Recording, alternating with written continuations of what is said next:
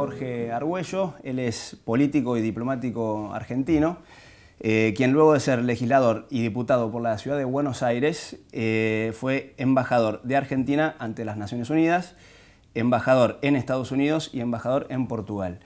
Y recientemente fue nombrado secretario de representación oficial para la cuestión Malvinas de la provincia de Tierra del Fuego, Antártida e Islas del Atlántico Sur, por la gobernadora Rosana Bertone.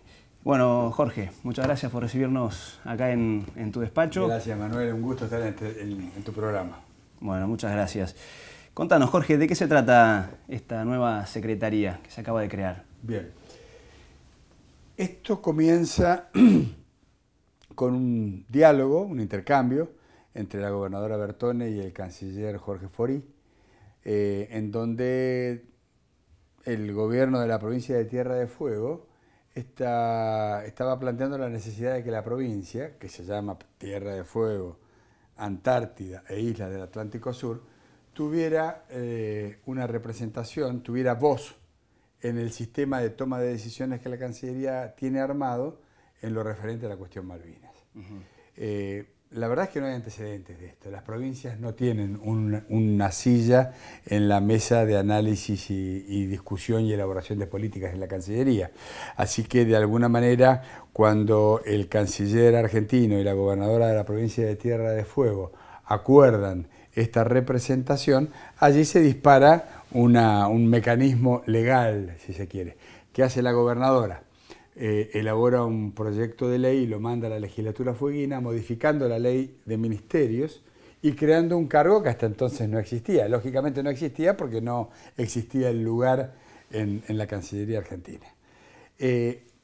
Acá hay que destacar que la legislatura fueguina, por acuerdo unánime de los bloques que la componen, aprobó la modificación de la ley de ministerios creando la Secretaría de Estado de Representación de la provincia de Tierra del Fuego para la cuestión Malvinas. Esto es importante, entonces les decía, porque de alguna manera empieza como a abrir un camino nuevo. O sea, yo no estoy recibiendo el cargo de mi predecesor porque no lo había, ni tengo una hoja de ruta ya prefijada porque no existía la Secretaría. Ni bien este consenso en la legislatura se logra, la gobernadora Rosana Bertone me ofrece el cargo. Y yo la verdad es que desde 2016, que dejé la función pública después de muchos años de función pública ininterrumpida, había decidido no volver a la función pública. Y de hecho estoy trabajando privadamente, dirijo una fundación que se llama Fundación Embajada Abierta. Y bueno, mi decisión era no volver a la función pública, salvo, que no lo había pensado, que alguien me convocara para que me ocupe de la cuestión Malvinas, que es un tema caro para todos los argentinos, pero especialmente para mí. Yo he estado en las últimas décadas de mi vida, de un modo u otro, intensamente vinculado a la cuestión Malvinas. Así que debo haber demorado 2, tal vez 3 segundos en dar una respuesta a la gobernadora Bertone, aceptando el cargo. Inmediatamente después de esto, acompañé a la gobernadora a una primera reunión con el canciller y su equipo, en donde nos presentamos, digamos, y nos pusimos de acuerdo en poner en marcha este esquema de trabajo nuevo. Pocas horas después estaba partiendo en misión oficial ya a la ciudad de Nueva York a participar de la reunión anual del Comité de Descolonización de Naciones Unidas. Comité que desde el otro lado del mostrador yo tuve durante 4 años a mi cargo preparar para que llegaran las autoridades argentinas. La reunión del comité salió muy bien, volvimos a la Argentina y me trasladé a la ciudad de Río Grande, convocado por la legislatura fueguina, a participar de un plenario que incluyó no solo a la totalidad de los bloques de la legislatura, sino que fue abierto. Fue una reunión de la legislatura abierta a las organizaciones fueguinas y a los vecinos, y bueno, ahí durante 2 o 3 horas estuvimos conversando. No hubo nadie que pudiera ir o que quisiera ir que no haya ido, ni nadie que tuviera una pregunta que dejara de formularla. Así inauguramos este trabajo y bueno, ahora estamos en la etapa de poner en marcha. Arrancaron fuerte, digamos, arrancaron con todo. Arrancamos con ganas. Hay una necesidad, hay un objetivo, un paso que yo creo que es histórico, dado por la provincia en términos de asegurarse que teniendo dentro de su ámbito de jurisdicción a las Islas Malvinas de asegurarse una participación en el sistema de toma de decisiones de Cancillería. Obviamente, esto no quiere decir que la provincia participe en las decisiones de política exterior, claro, porque la política exterior de la Argentina está en cabeza exclusiva del Poder Ejecutivo Nacional. Pero es importante que en la mesa que discute los distintos elementos que terminarán haciendo la decisión política, Tierra del Fuego esté presente. La provincia de Tierra del Fuego tenga voz. Exacto. Recién mencionabas que llevas unos cuantos años trabajando acerca de la cuestión Malvinas, y vemos que en el año 94, vos siendo diputado, te desempeñaste como el organizador anfitrión de lo que fue la primera visita oficial en Argentina de una delegación parlamentaria británica 12 años después de la Guerra de Malvinas. Sí. ¿Cómo fue en ese entonces? ¿Cómo fue ese volver a tener relaciones parlamentarias? Creo que fue importante. La primera respuesta espontánea que me sale es esa, porque nosotros veníamos de una larga etapa de falta total de comunicación, que son los años que siguieron al conflicto de 1982. En esa época yo estaba ocupando una banca como diputado de la Nación, presidía la Comisión de los Territorios Nacionales, que tenía además competencias sobre la ciudad de Buenos Aires. Tengamos en cuenta que estamos hablando del año 91, si Tierra del Fuego acababa de nacer como provincia.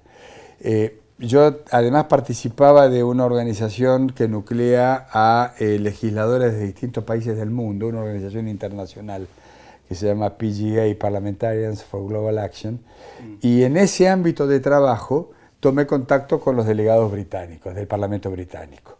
Y en alguna de las muchas reuniones les propuse visitar la Argentina y retomar un diálogo a nivel parlamentario, que es un diálogo de naturaleza diferente de la que oficialmente ya habían inaugurado las cancillerías. Y bueno, recibimos una delegación de parlamentarios británicos que, como bien decías, fue la primera después del conflicto de 1982. Y yo dije que era importante porque yo soy un decidido partidario de que a través del diálogo se puedan construir las condiciones políticas propicias para cumplir con las resoluciones de la comunidad internacional, que se expresan fundamentalmente a partir de la resolución 2065 de la Asamblea General de las Naciones Unidas, y que insta a las dos partes de esta disputa, que son el Reino Unido de Gran Bretaña y la Argentina, a iniciar una negociación sobre la soberanía de las Islas Malvinas. Una negociación bilateral. Londres, Buenos Aires, Reino Unido de Gran Bretaña e Irlanda del Norte, República Argentina. ¿Y vos podrías resumirnos más o menos cómo fue desde ese momento, desde el año 94 hasta hoy? Según la etapa que analicemos de la disputa, vamos a ver que los acentos o los énfasis de los distintos gobiernos son puestos sobre distintos temas.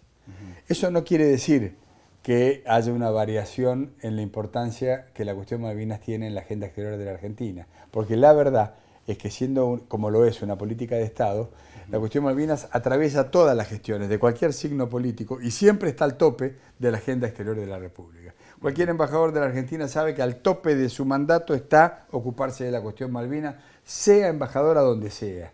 No solamente estamos hablando de Gran Bretaña o las Naciones Unidas. Entonces, la Argentina, según la etapa histórica que haya estado viviendo, ha puesto, como les decía, el énfasis en algún aspecto u otro de la cuestión Malvinas, pero lo mismo ocurrió con Londres. Recordemos que hasta el conflicto de 1982, los habitantes de las Islas Malvinas gozaban de una suerte de ciudadanía de segundo nivel, de segundo grado. Sí. Y recién a partir de 1982, los habitantes de las Islas Malvinas reciben la condición de ciudadanos británicos plenos. Antes de eso no lo eran, tenían una restricción en el ejercicio de sus derechos. O sea que la negociación se va acomodando según el tiempo histórico que se viva. Por ejemplo, no es lo mismo tener por delante un escenario de negociación con el Reino Unido como parte integrante y fundamental de la Unión Europea, a tener una negociación con un Reino Unido que no sabe cómo separarse, pero sabe que se tiene que separar de la Unión Europea. Exacto. Y algunas consecuencias de eso ya creo que las vamos a empezar a ver en determinados respaldos que, por la pertenencia del Reino Unido a la Unión Europea, determinaban una cierta incondicionalidad del resto de los actores europeos, ¿no? A mí me va a gustar mucho seguir de cerca ahora la evolución de un conflicto parecido que tiene el Reino Unido con el Reino de España en Gibraltar, claro, así como me va a gustar ver cuál es la cadena de solidaridades que el Reino Unido va a cosechar en esta etapa. Bien, ¿y cómo ves el apoyo regional y cómo ves el apoyo fuera de este continente hacia Argentina frente al reclamo? Cualquiera que haya estado en la reunión del Comité de Descolonización, el último, el del 21 de junio, se va a llevar una impresión muy positiva de la actitud del resto de los países de la región. Es más, yo diría que este año se ha verificado en la OEA un hecho que no debe pasar desapercibido. Canadá se sumó a la decisión mayoritaria de la OEA, unánime de la OEA, quiero decir, en cuanto a instar a las dos partes a iniciar las negociaciones respecto de la soberanía. Lo de Canadá es importante porque no es la tradición reciente de Canadá la de tener este tipo de posturas. Por eso digo, vivimos en un mundo que está cambiando, en un mundo inestable, en donde hay que estar atentos y hay que tener siempre perfectamente claro cuál es la estrategia o el objetivo final. Entonces, respecto de la región, allí están los múltiples pronunciamientos que se han verificado en los últimos años del Mercosur, del Pacto Andino, del ALBA, de la CELAC, de la UNASUR, de la OEA. O sea, yo diría tenemos que estar satisfechos del nivel de identificación que Argentina ha cosechado en la región. En el contexto global, nuestro punto máximo fue el año 1965. Ajá. Cuando por 94 votos a favor, 14 en contra y algunas pocas abstenciones, entre ellas la abstención británica, claro, Argentina logra la aprobación de la resolución 2065, que es esta, que me parece que está en la cabeza del diseño estratégico de la Argentina en lo que se refiere a la recuperación de su soberanía sobre las islas. Bien, nos interesa ahora abarcar algunos temas relacionados con la integración con los isleños. Nosotros casualmente estamos haciendo ahora un documental biográfico del gobernador Campos, quien gobernara Tierra del Fuego entre los años 58 y 63 y quien luego fuera diputado entre el 73 y el 76. En el medio de que él fue gobernador y diputado, él trabajando para YPF hizo muchos viajes a las Islas Malvinas y colaboró en desarrollar proyectos como el proyecto Antares, donde establecieron una planta de almacenaje de combustible en Puerto Argentino y crearon una pista de avión también para que la compañía LADE pueda hacer vuelos semanales para, bueno, tanto traer enfermos como llevar algunos elementos que puedan necesitar allá en las Malvinas. Y él, incluso después como diputado, fomentó que niños malvineros reciban educación en colegios británicos en el continente. Hoy, ya pasada la guerra, Malvinas se encuentra en otra posición económica, ¿no? Y de hecho, en el general de la gente no nos quieren mucho, digamos, a los argentinos. ¿Cómo nosotros podríamos, qué tipo de políticas de integración podríamos llegar a desarrollar? Yo creo que lo óptimo sería volver al estadio que teníamos en los 70s, hasta el conflicto del 82. Le comento una anécdota. En algunos de los destinos diplomáticos que tuve, en mi equipo del cuerpo diplomático, tenía una funcionaria que había sido, antes de ser diplomática, maestra en Malvinas, maestra de castellano. Ella enseñaba castellano en los colegios de las islas, privadamente, ¿no? Sí. ¿Esto qué quiere decir? Que nosotros alcanzamos momentos de alta integración. Se daba mucho el caso de mujeres parturientas que, por una cuestión de seguridad o por la circunstancia que fuera, viajaban al continente para tener sus chicos. El aeropuerto de la capital era un aeropuerto construido precisamente por Argentina, como el hospital, como la oficina de correos, como tantas cosas, porque había un esquema de integración progresivo. En 1982 eso quedó prácticamente anulado. Este mal humor, este malestar de los habitantes de las islas con la Argentina encuentra su justificación en ese año. Yo creo que nosotros tenemos una única alternativa, que es trabajar para generar las condiciones políticas propicias para el reinicio del diálogo y la negociación. Tenemos una manda constitucional, además, y un deseo íntimo, y es de cuidar y velar por los intereses de los habitantes de las islas.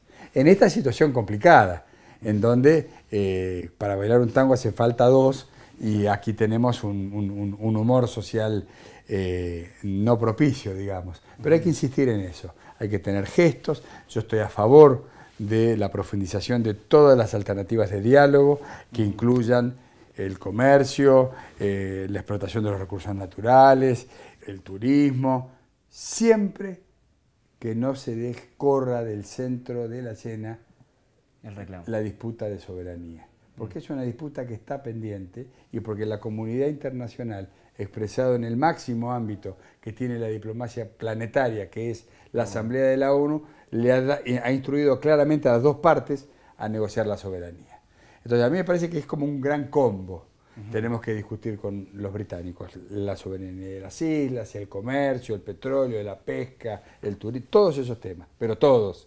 No soy partidario de un diálogo fragmentado, porque en el fondo lo que tengo es el temor, teniendo en cuenta la contumacia británica a aceptar las resoluciones de las Naciones Unidas, el temor de que terminemos consolidando la posición de la contraparte en esta disputa y menoscabando, en todo caso, dejando antecedentes no convenientes, menoscabando la posición argentina. Queremos dialogar entonces sobre todos los temas: comercio, soberanía, petróleo, pesca, turismo. Me parece que esa es la estrategia correcta, y es una estrategia que demanda tiempo, porque la verdad es que entre 1965 y hoy han pasado muchas décadas. Seguro. Y hay un único común denominador que explica estas décadas, que explica que en estas décadas no se haya podido avanzar, y es la reticencia británica a aceptar el mandato de la Asamblea General de las Naciones Unidas. Tal cual. Y en este último cambio de gobierno nacional, ¿la estrategia cambió?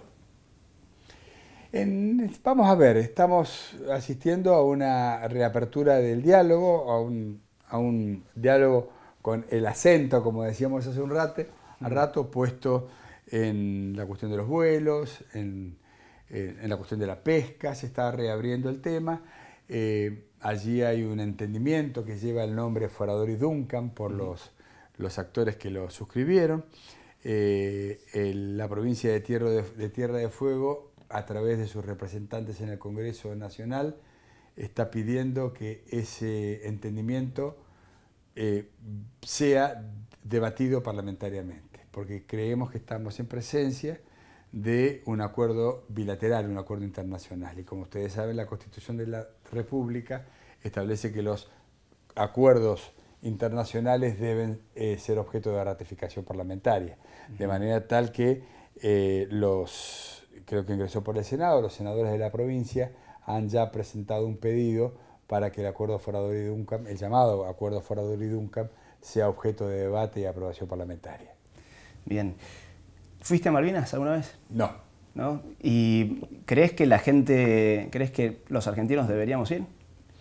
A ver, es una pregunta que hay que explicar. Los funcionarios públicos no debemos ir a Malvinas. Yo estoy convencido de eso. Porque un funcionario público argentino no puede aceptar que se le vise el ingreso a otro país, como ocurriría con mi pasaporte, sea oficial o no, si yo ingresara a Malvinas. Claro. Sobre el resto no tengo opinión. Cada hombre, cada mujer de nuestro país sabrá lo que hacer, pero las implicancias que para un funcionario público tiene viajar a las islas me parece que no son positivas. Bien, y en este caso de los civiles que no cumplen función pública, visitar las islas, llevar un poco de nuestra cultura de acá, traer algo de la cultura de la gente de allá, que mucho tiene que ver, que incluso hay hasta cuestiones rurales que son prácticamente como en la Patagonia, digamos, ¿no? De cómo se manejan ellos allá en las islas. En ese caso, que haya una interacción cultural, ¿lo ves como algo positivo? Vuelvo a lo que dije antes. Todo lo que haga a recrear condiciones propicias para la reapertura del diálogo debe ser hecho, sin lugar a dudas. Nosotros tenemos que acercarnos a los habitantes de las islas y tenemos que, en ese sentido, intensificar lo más posible los vínculos entre estas dos partes del territorio nacional, la insular y la continental. Bien. Has visto que la gente en cada lugar, en todos los rincones del país, en la gran mayoría de las personas se muestran, obviamente cada 2 de abril las redes sociales estallan de comentarios relacionados con las Malvinas argentinas, hay hasta banderas en las canchas de fútbol, en la hinchada de River tiene una bandera gigante de las Islas Malvinas. ¿Cuál es el mensaje que vos le darías a la gente de cuál es el actuar ciudadano que deberíamos tener, siendo todos parte de esto, ¿no? De la cuestión Malvinas? ¿Qué es lo que nosotros deberíamos hacer como ciudadanos? A ver, te cuento una anécdota interesante. En el año 2005 presentamos un proyecto, yo era diputado de la Nación, en esa oportunidad presidía la Comisión de Relaciones Exteriores del Congreso, de la Cámara de Diputados. Presentamos un proyecto creando el Observatorio Parlamentario Cuestión Malvinas. Es un observatorio que está integrado por la totalidad de los bloques que conforman el Congreso argentino y cuya función era entrar en contacto con el Parlamento británico como para abrir otro canal de comunicación al margen de las cancillerías. Algo parecido a esto que hablábamos al comienzo de la década del 90. Y lo hicimos. Es más, recuerdo, yo lo presidía, el primer observatorio parlamentario Cuestión Malvinas me tocó presidirlo, pero recuerdo que uno de los vicepresidentes era Federico Storani, por ejemplo, diputado de la Unión Cívica Radical. Otro de los vicepresidentes era Federico Pinedo, que en ese momento no estaban juntos, sino que Pinedo pertenecía ya al espacio político de lo que terminaría siendo Cambiemos. Sí. Y así el resto de las fuerzas. Entre nuestras primeras acciones, invitamos a una delegación del Parlamento británico a que visitara el Congreso de Argentina para hablar de la relación bilateral en general y de la cuestión de la disputa de soberanía en particular. Y nuestra invitación fue atendida. Desde Londres se trasladaron a Buenos Aires 3 parlamentarios británicos, emulando, digamos, replicando el esquema del observatorio. Vino un parlamentario conservador, un parlamentario laborista y un parlamentario liberal. Ajá. Y durante 4 o 5 días estuvieron trabajando con nosotros en el Congreso. Obviamente no llegamos a ningún acuerdo, pero no era ese el objetivo. El objetivo era abrir otros canales de comunicación. Y la verdad es que salió muy bien la visita. Al poco tiempo ellos nos invitaron y una delegación de parlamentarios argentinos viajó y visitó el Parlamento británico. Y yo siempre recuerdo que cuando terminó la primera visita, uno de los británicos que vino me decía que él había descubierto algo que no sospechaba, y es la intensidad de identificación que los argentinos todos tienen con la cuestión Malvinas. Ajá. Y él me decía, eso no pasa en mi país. Claro. Y es verdad, porque si uno visita el más alejado pueblito de la más distante provincia argentina, se va a encontrar con que o la plaza se llama Héroes de Malvinas, o la avenida principal se llama 2 de abril, y seguimos, ¿no? Así que a mí ese es un dato que me llamó la atención y que tiene mucho que ver con el modo en que Argentina se para frente a la cuestión Malvinas y la disputa. Ajá. Hace un ratito hablábamos de este último viaje que hicieron a Nueva York para esta asamblea de la ONU, sí, en la que de Tierra del Fuego fueron representantes de los 3 poderes, sí, y además fueron representantes de los veteranos de guerra. Sí. ¿Cómo está la participación y la relación con los veteranos de guerra con respecto a las relaciones actuales con Gran Bretaña con respecto al tema, la disputa de Malvinas? Bueno, a ver, los veteranos tienen muchas organizaciones a lo largo y a lo ancho del país. En la provincia de Tierra del Fuego se destacan los centros de Ushuaia y Río Grande. Muchos centros interactúan con excombatientes británicos, eso depende ya de las modalidades de trabajo de cada uno, pero lo importante aquí es que cuando la provincia participa como parte integrante de la delegación argentina en el Comité de Descolonización, lo hace no solamente con representantes de los 3 poderes, porque estaba la cabeza del Poder Ejecutivo, que es la gobernadora Rosana Bertone, pero también estaba el presidente del Superior Tribunal de Justicia y también estaban las autoridades de la legislatura. Exacto. Pero además, dentro de la representación parlamentaria, había representantes del oficialismo provincial y de la oposición provincial. Ajá. Esa es la mejor foto posible. En una disputa de naturaleza internacional como esta, mostrar un frente doméstico sólido, compacto, que expresa una cuestión de Estado, es el mejor de los escenarios. Y ese objetivo se ha cumplido plenamente en la última reunión del Comité de Descolonización. Bien. Bueno, Jorge, muchísimas gracias. Esperamos que sea todo un éxito esta nueva secretaría, este nuevo rol que vas a cumplir ahora. Y bueno, seguimos en contacto para ir viendo cómo se van dando las cosas. Jorge Argüello estuvo con nosotros charlando para las entrevistas de El Rompehielos.